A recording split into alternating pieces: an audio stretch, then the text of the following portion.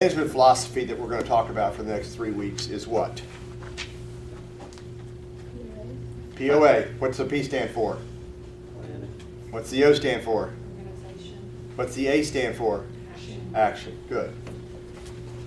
Before we can do any of that, we have to determine what our objectives are. And I think right from the very beginning, you guys were right on target when you said, what would be an objective in our business? And someone said service, and someone else said finance. Write this down. It might be on the test. The two basic objectives, the essentials for us in this industry, are finance and service. Hospitality. We're in a hospitality school. What does hospitality stand for? Service. If we're going to be successful, either in school or in work, employment, or even as human beings, how would we define success? What is success? Caroline, how do you define success? The obtaining of goals either set or pursued. Okay. Obtaining goals, either perceived or Correctly set. correctly said. Marley? I would say it's just if you accomplish something that you, Success is accomplishment. Okay. Jessica?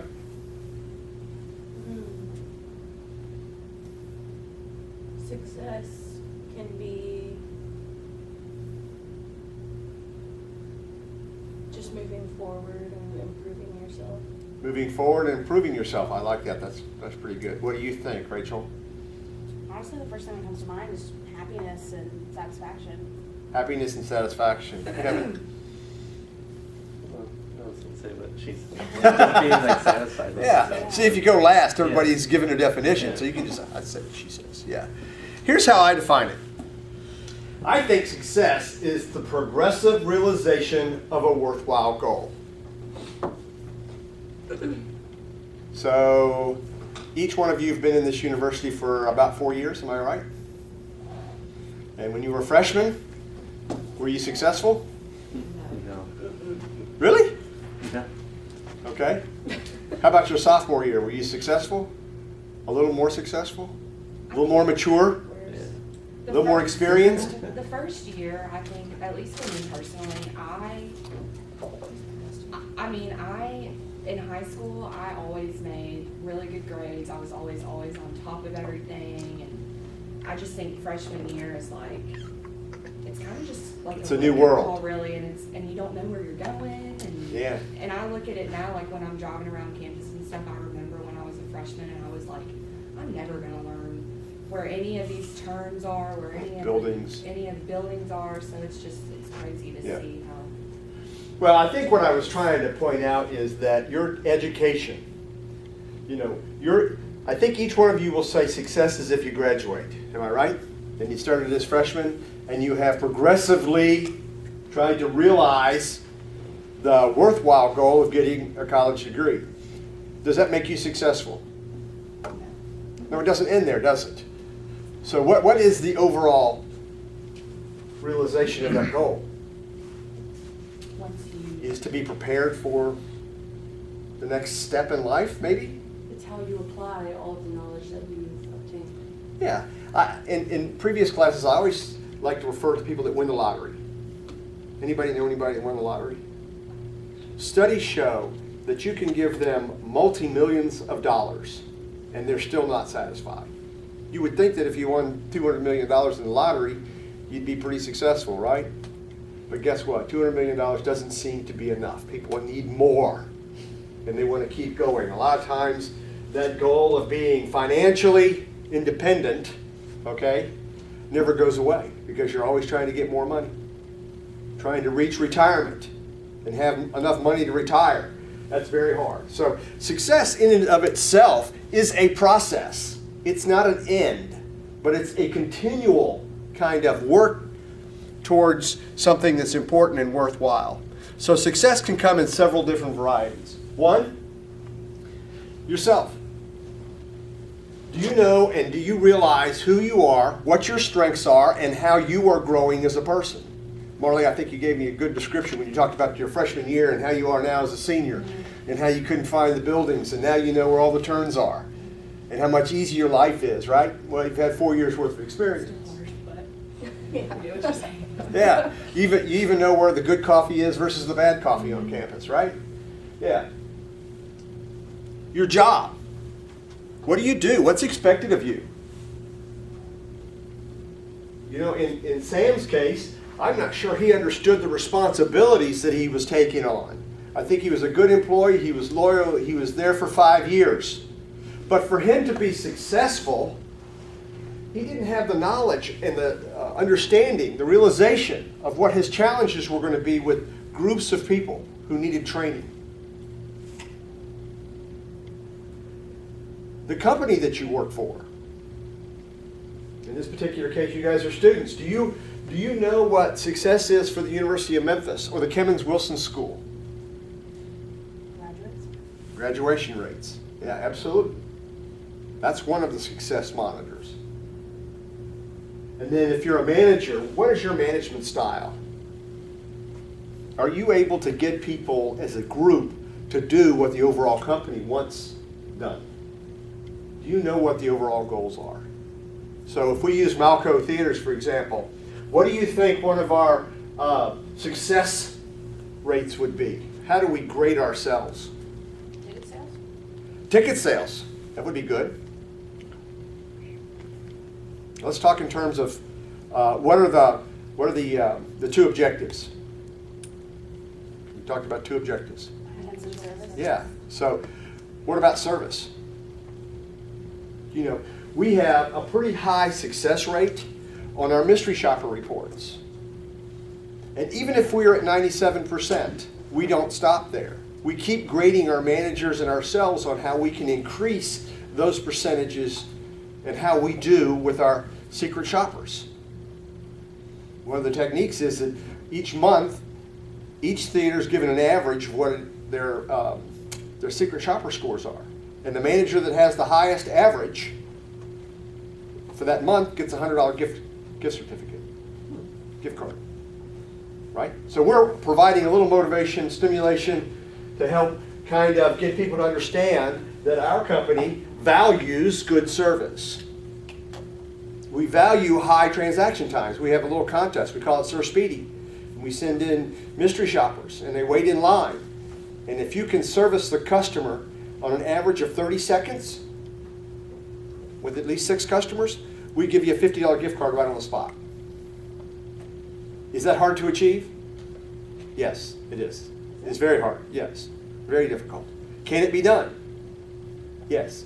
Do you have to be organized in your workspace to be able to do that? Absolutely. You have to be sure your candy's full. You have to be sure that the popcorn's ready and the bags are there and the soda's accessible. Okay? And you have plenty of hot dogs and nachos and cheese. And so a lot of planning and organization has to take place in advance. You can't just have people walk in. Oh, you want some nachos? Or let me go in the back and get some cheese. I'll be back. And you're not going to serve or improve your transaction times unless you're very well organized. So, success is the realization of a worthwhile goal. Okay? So we're going to play a little game. I'd like to give you guys some fun things to do while you're in class. So if you have a piece of paper, take out a piece of paper. Most of you look like you have notebooks.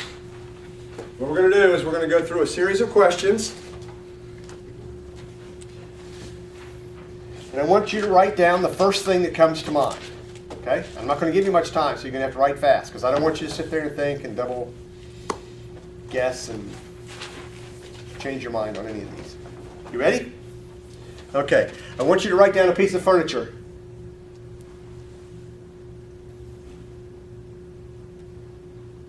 A color.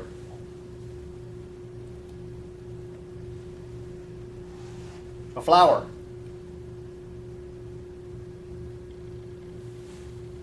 We done? All right. What was the first thing I asked you to write down? Furniture. Jessica, what you put? Chair. How many people put chair? What did you put, Marley? Couch. Couch. Something to sit on, right? Same thing. Close. What was the next question? What color did you put? Purple. Okay. Blue. Blue? Blue? Pink? Blue? Sharon, what color did you put down? Pink. Oh, we got 2 pinks and the rest are blue and purple. Same color scheme. Yeah, all of the palette's the same, right? Yeah. And then what did you put for flower, Jessica? Tulip. Tulip. Rose. Rose? Rose. Rose? Tulip. Tulip? Pink. Yeah. You're like the wildflower. Right? You're a wild child. She is a wild. Yeah, yeah. Sharon? Lady. What? Lady. A lily. Yeah, very interesting. Okay, we typically need a bigger group of people for me to really prove what I'm about to say. But 80 to 85% of all people think the same way. Okay? And they will give the same sort of responses. So what do you think they put down for furniture? Okay. Chair or table? What do you think they put down for color? Red or blue. So pink is a shade. But what was interesting is we had 2 people out of 6 that said pink, which is interesting. Every once in a while I end up with someone that'll say turquoise or chartreuse, or, some, or purple, people that are a little bit more unique. Like how I covered. And then finally the flower that's typically given is rose. I will say that in some cases, as I go around and I teach these classes, cultures are different. So, for example, do you know where 90% of all roses are grown? You're going to be surprised. No, but that's a good guess. Ecuador. The Ecuador is basically named because it's right on the equator. Okay? So the temperature is very moderate all the time, and it's really good for roses. 90% of all roses are grown in Ecuador and then transported around the world. Interesting piece of trivia, right? So if I went to Ecuador and I had a class and I said, name a flower, what do you think they would say? Rose. Rose. Now, if I went to somewhere else, say Thailand, do you think they would say rose? Maybe not. Probably not. No. What they say in Thailand is the national flower for Bangkok or whatever. I know northwest Canada, they've got almost a heather that grows, and I can't remember the name of the flower, but when I did this, I went around the room and almost everybody said that flower, of which I'd never heard of before. But it occurred to me, that's their native land, it's their culture, it's what they're used to. So sometimes you have to be a little bit careful with some of these things. But furniture and colors are all very similar. The reason I brought all this up is because communication is important. And in as much as you're going to be a leader in the future and you're going to start managing these operations, you need to understand that some people hear what you say and then define it differently. So look up on the screen here. Okay? What the customer explained was they wanted a multi-seat swing for their tree. Now if we go through different departments, we could see here's what the project leader understood. Okay? They want a swing in the tree. Doesn't necessarily have to go back and forth, they just need a swing. Okay? The engineer, okay, what are engineers used to doing? They got to build something, right? They can't just hang it from the side, right? So they had to build 2 structures on the side to hold the tree up so that the swing could go through the middle, right? How did the programmer write it? Basically just wrap something around the tree, you figure it out, okay? How did sales sell it? As a recliner, right? Overstuffed chair. All right? Here's how it was documented. Thank you, Sam Service. Didn't write anything down, didn't record it. This is how operations installed it. They just hung a rope there and said, swing on that. That'll do it. This is how they were billed. As a roller coaster. Right? This is how help desk worked it out. They just basically cut the tree down because they couldn't solve the problem. Okay? What the customer really needed was just a tire swing. Just something for the kids to play on. So, the reason I do this is because as you go forward in your life, whether it be work or even personal, the way you describe things to people is very, very important if you want them to work on your team to help you achieve the success that you're looking for. On the screen right now, I have a definition for what a goal is. Now, early on, the very first little diagram that I put up there, in the very center was the word objective. Objective, goal, target. They're very, very similar. Okay, so if you see a goal as something to be achieved, an expectation, an end to be reached, a target to strive for. That's what Webster says. Vince Lombardi. Does anybody know who Vince Lombardi is? Who's Vince Lombardi, Kevin? I just know the trophy. Okay. What's the trophy? It's just a trophy that they present in football. At what game? For, Super Bowl. Super Bowl trophy. Yeah, very good. See, if I walk you through this long enough, you'll remember everything. Vince Lombardi was a football coach for the Green Bay Packers. When he coached, he was probably one of the most disciplined coaches and leaders in the game, and he was renowned. I think the Green Bay Packers won 4 championships in a row. They were probably, more respected and more renowned than the New England Patriots are now. Did you know New England has played in the AFC Championship game 7 years in a row? That's remarkable. 7 years in a row, the Patriots have played in the AFC Championship game. But Vince Lombardi had a saying. He said, "Winning isn't everything, it's the only thing." In other words, achieving your goal, winning, it isn't everything, it's the only thing. You agree with that, Rachel? No. Okay, what's your opinion? I mean, winning's great and all, but there's only you gotta learn by failure. Failure's a huge part of learning and of growth and of development. You gotta know what doesn't work to know what does work. Yeah, so you don't quit, you just keep on going. Yeah. Yeah, I like that. What do you think? How many people agree with this? Winning isn't everything, it's the only thing. Why do you keep score? Do you keep score? You gotta keep track of certain things. I mean, it's a competition, but not everyone can win. Only one person can win. You just grow from what you do, from Yeah. experiences you have. It's a form of documentation. The score is, yeah. Yeah, That's so, exactly right. um, You're documenting your success. In other words, Or lack we thereof. got X number of touchdowns and we got X number of field goals and you only got Y and nothing. Okay? And so we performed better than you did, we won. So it's performance evaluated. Sharon, what do you think?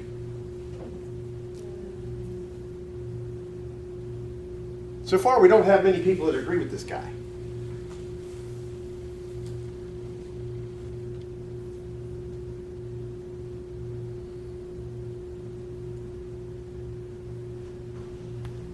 You mean this guy? Yeah, Vince Lombardi. They named the Super Bowl trophy after him. He was so respected that they named the trophy, the Super Bowl trophy, after him. He actually, I think the Green Bay Packers won the first 3 Super Bowls. He was the coach. Yeah, I think as a sporter, he should think just like that. In sports. I agree. Go ahead.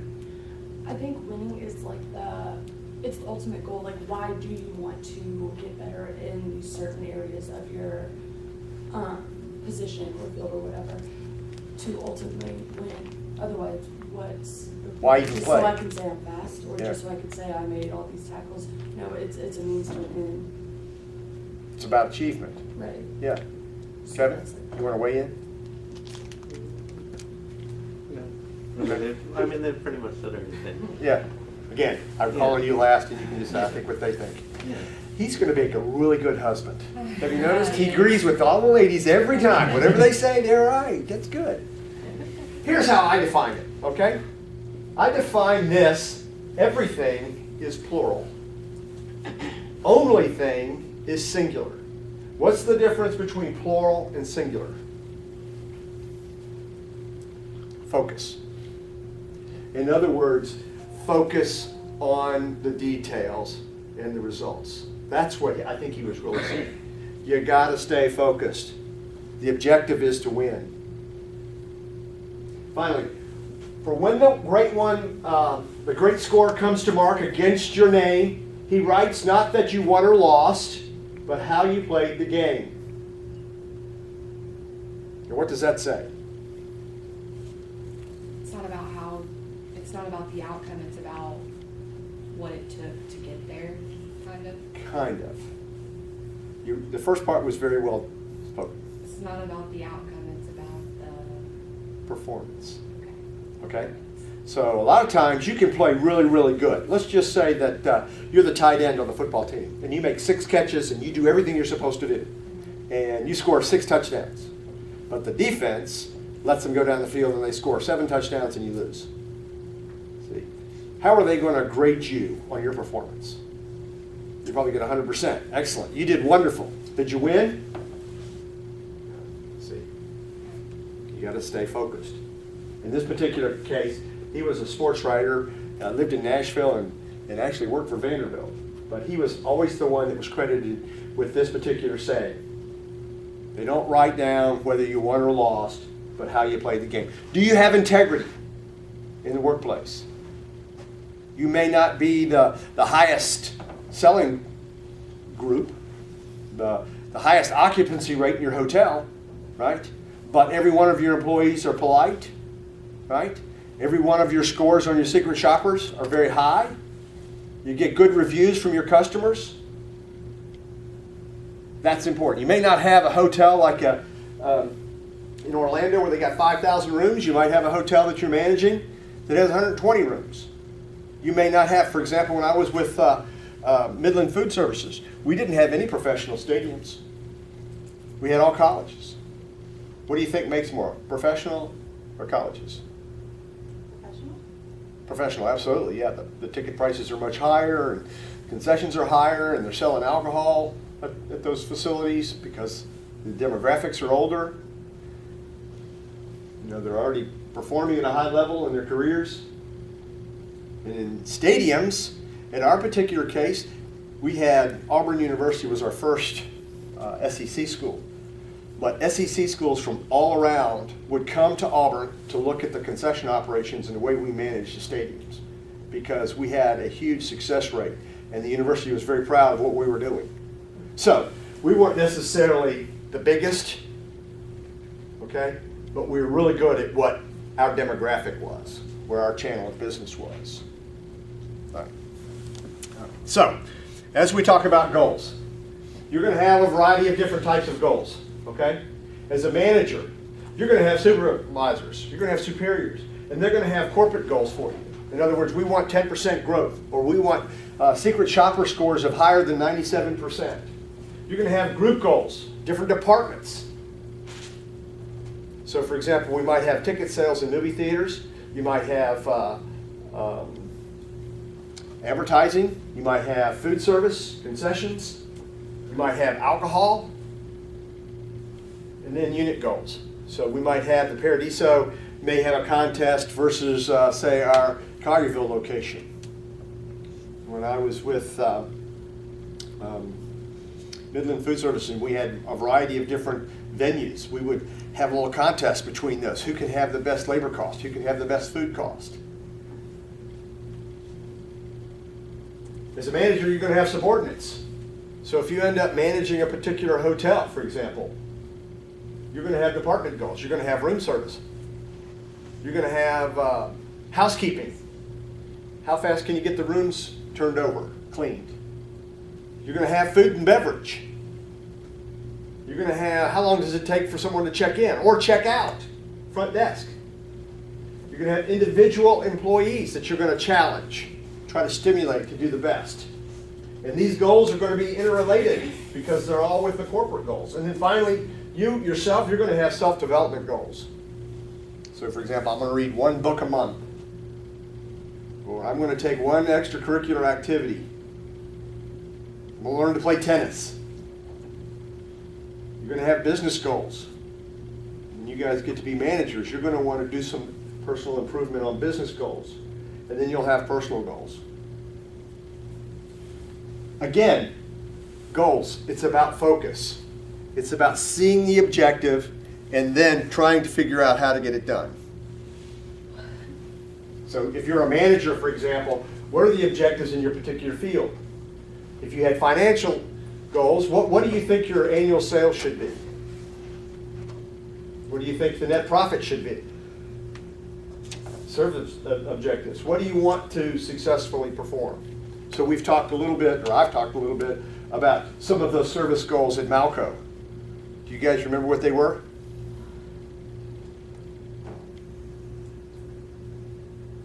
Is that finance and service?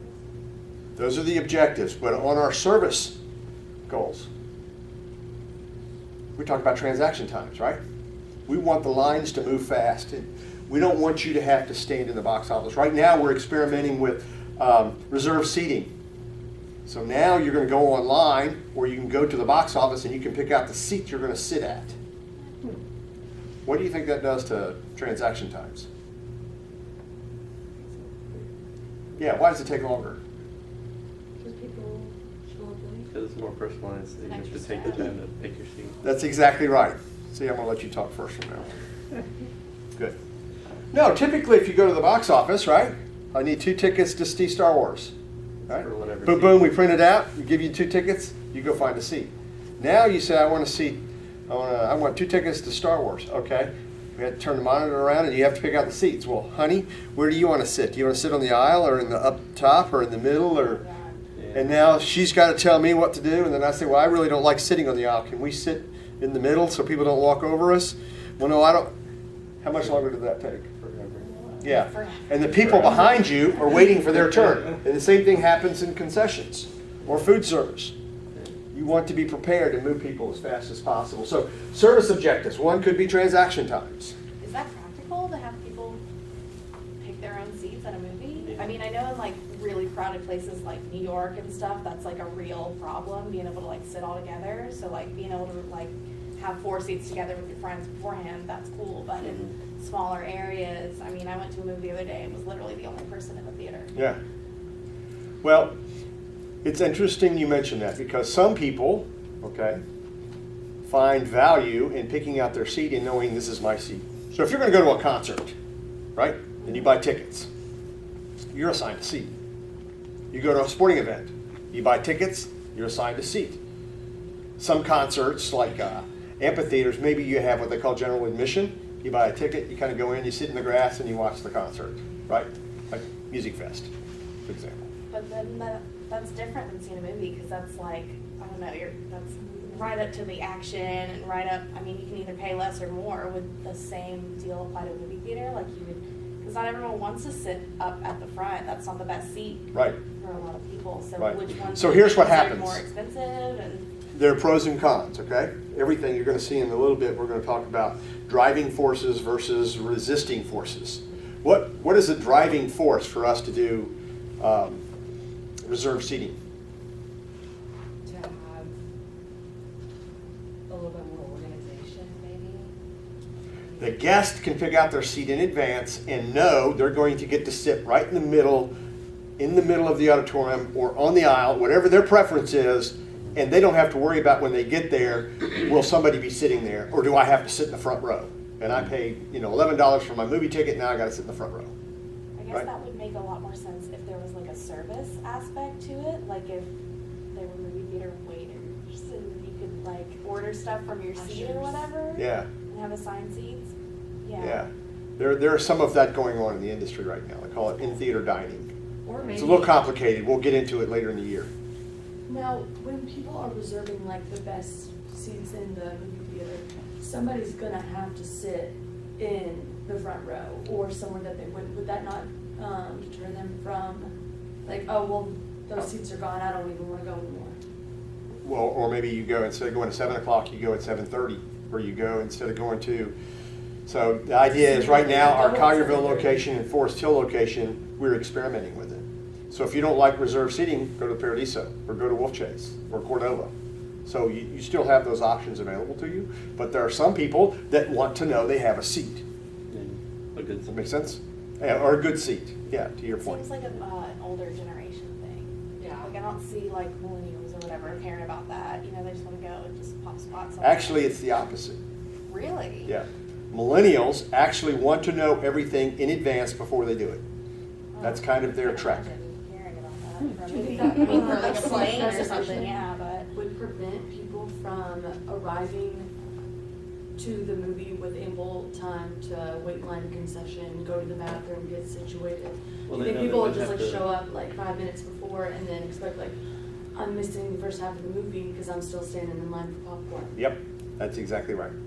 So, yeah, a couple of those things happen. You basically mentioned two things that kind of crossed over. But if you have a reserved seat, now you know the only thing you have to worry about is parking. Because when you walk in the door, you got your ticket, you know your seat, you're going to sit there. You know, it really is for the people that want to buy tickets online as opposed to people that just show up. And then, because people that just show up at last minute don't particularly. And also, who's regulating the seat reservation? Is there somebody, like an usher in there, be like, no, no, no, this is reserved? That's right. So now we've had to put in extra employees. Great job, that's good. Sorry. Okay, we got bogged down a little bit, but service objectives. What services do we want to offer? All right. So here's what I want you to do. I want you got your paper there. I see everybody taking notes. I want you to think in terms of yourself, and I want you to write down a goal. Everybody gets to write one goal down. Don't use the piece of paper that I passed out. Use your own notebook paper. Please.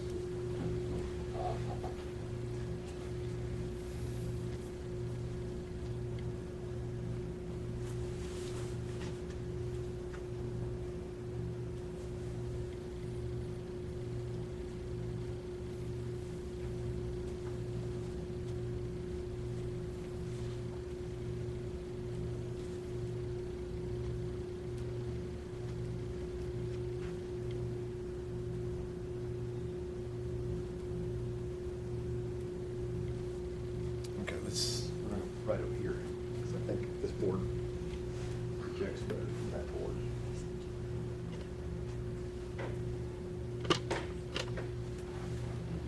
All right, everybody got a goal written down? I'm so sorry, was I not supposed to write on this? No, I apologize. but, no, you don't have to apologize. We'll get you another piece of paper, how's that? Yeah.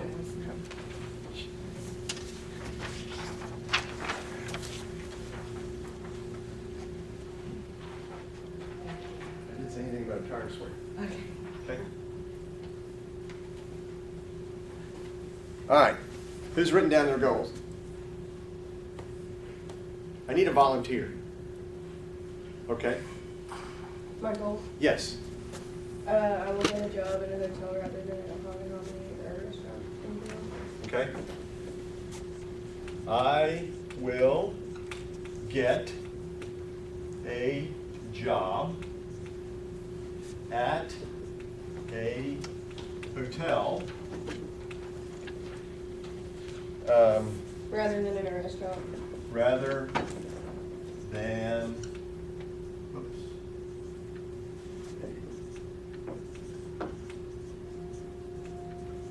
Restaurant. Okay, class. Is that it? Is that a good goal? Bad goal? What do we think about her Sounds goal? vague, long-term, or kind of, Vague, long-term? Kevin? There's no time on it. Yeah, I was, in my head, it's within the year. Yeah. yeah. Yeah, yeah, very good. What do you think, Rachel? And it's a great goal. You think it's a great goal? Okay, by and large, okay, she did a couple of things very well, okay? But every goal has to be SMART. What does SMART mean? Realistic. That's going to be one of them. What's the S stand for? Oh, smart. SMART. First thing is, it needs to be specific, okay? Next one is measurable, which Kevin kind of pointed out. What's the next one? A, is it really attainable? Okay. R, is it realistic? And T, I say tangible. In other words, There has to be something that is concrete when you get finished with this that makes sense. So let's go back and look at this goal. Is it specific? In a way. Yeah, she's, first of all, she said she's going to get a job. That's not real specific, okay? But she did say at a hotel, okay? And then she said rather than a restaurant. So she has some direction, but let's talk about this a little bit better. How can we make it more specific? Specific job position. Yeah, what job do you want? Front desk. Front desk. I'm going to put front desk job. Okay. What hotel? Peabody's all the time. Yeah, we can go with Peabody. Okay. You could go Peabody. Okay. I want to help you a little bit. That was very specific. But you could say 5-star. You could Or say, like corporate. right. You could say Marriott, which has a lot of different, you could say Holiday Inn. But any of this would make this more specific. Correct. Okay? Peabody, you're going to have some limitations because they only have so many front desk jobs. All right? But if you said 5-star hotel, you could go to Nashville and work. Or you could go to New Orleans or St. Louis. You didn't even tell me if you wanted to stay in Memphis. If you wanted to go to Hawaii and work for Hyatt. That'd be a good job, wouldn't it? Okay. Now, what's the next piece? So we got it a little more specific. What are we going to do? How are we going to do this with measurement? Yeah, within the year. Okay. What if we At the said, end of the year? what is your current position? I'm a server. Okay.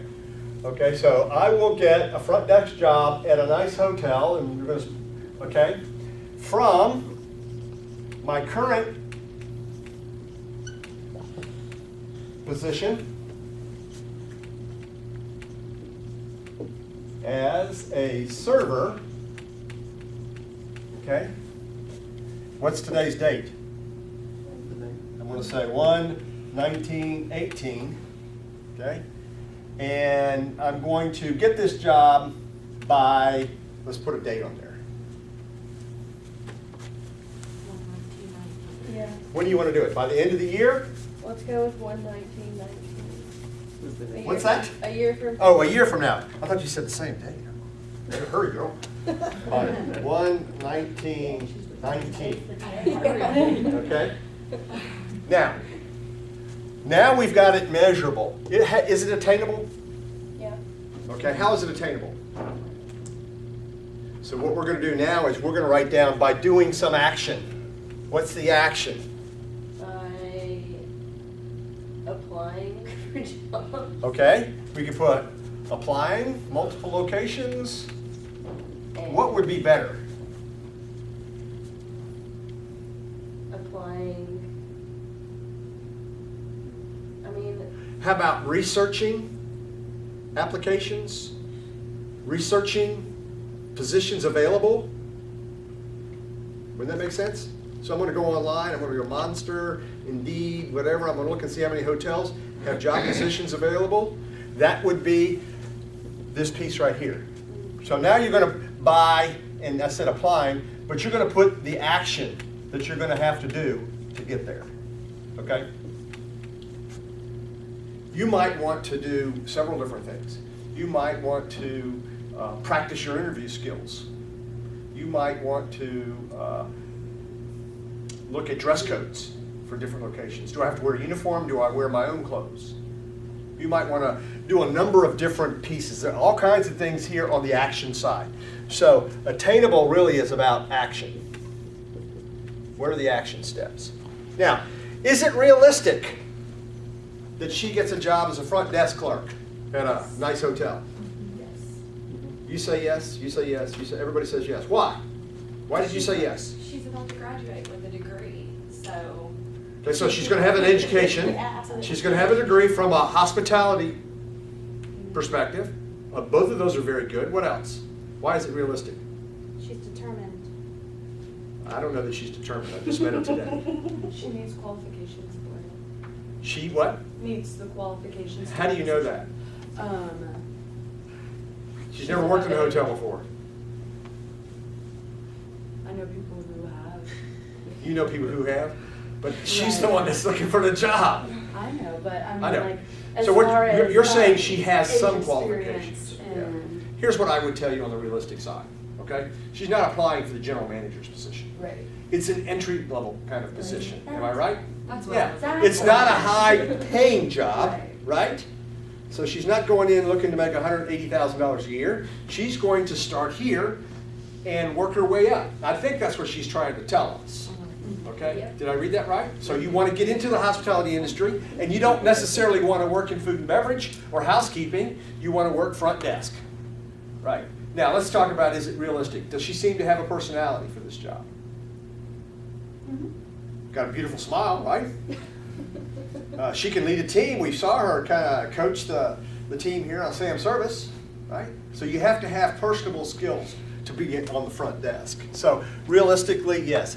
Now, what is the tangible part?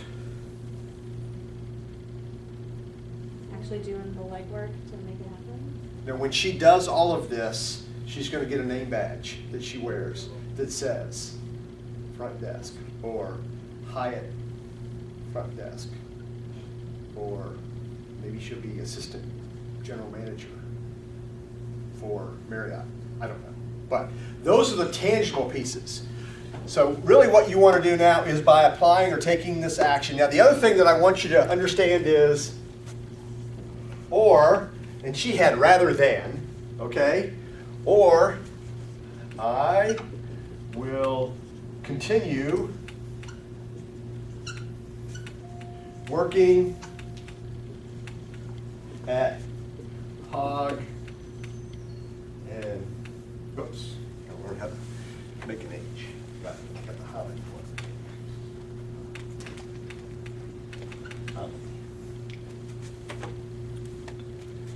This right here is much more specific. It's measurable. We'll know next year by this date if you're working at a hotel. You'll probably not only be working at the hotel, but you will have moved up from being a front desk clerk to something else that's much more senior positions. Okay? So why did I pass out that piece of paper? That right there is the formula. What she did that was best was I will. When you write down I will, I is you, personally. You take ownership. Will. I will. I'm going to take action. I'm going to go from here to a different point. You can write down any kind of goal you want. But what I gave you was a template there. And you can see that you have the measurable part in there. You have the action steps. We had a young lady last semester wanted to work at Memphis in May. She had to get an interview. And her goal was to get a job with Memphis in May. And we went through the same thing. We got to this particular point right here. What did she have to do? Is that me? What did she have to do? Go and talk to people and that. Well, she was going for an interview, so she wanted to pick out the right kind of clothes. She wanted to practice the questions that would be asked and answered. She wanted to find a partner to kind of give her those kinds of feedback. She wanted to get her nails done, I think. There were a lot of things to do to prepare for the interview. She wanted to do research. Same thing would happen for you in this particular case. So, here's your homework. Before you come to class next week, I want you to write 5 goals. I want you to follow this template. Now, I'm 100% sure in my past that I've given the same assignment, and virtually every person comes back and they don't follow the template. They just write down kind of what you did before. They give me 5 goals. And you know why they do that? Because they do it on Friday morning at 8 o'clock just before they come to class. Does that make sense? So for you to do well in this class, I want you guys to understand, you have a challenge here. The challenge is 3 hours, 1 day. If you miss one class, you've missed the entire week. That make sense? When I went to the University of Memphis, actually Memphis State University, we had Monday, Wednesday, Friday classes, and we had Tuesday, Thursday classes. Monday, Wednesday, Friday were 50 minutes each. Tuesday, Thursdays were an hour and 10 minutes each. So if I missed a Monday, I only missed 1/3 of this class. You miss this class, you've missed a whole week, and you'll fall really far behind. Okay? So, now I've told you, use the template, create 5 goals, something for yourself. It could be job related, it could be personal related, it could be school related. You know, some people want to graduate with a 3.5 grade point average. Right now they're at 3.45. How are they going to get there? What do they need to do? All right. How are we doing on time? All right, so we're going to take a 10-minute break. Okay, you're going to come back